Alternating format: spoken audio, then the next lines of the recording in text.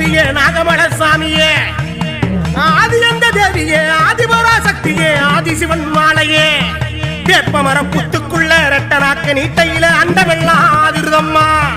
பெரிய நாகம்மா வாழ நாகம்மா ராக்காயி கருமாறி மகுடி சத்தமும் கேக்குதம்மா சிரிச்சு நிக்கிறானாகம்மா ரண்டாம் நெகிரி செம்பிலா எல்லையில அண்டி வந்த மக்களையும் ஆதரிக்கும் நாகம்மா செந்தாமர வணக்குதடி நெகிரி செம்பிலான் எல்லையில்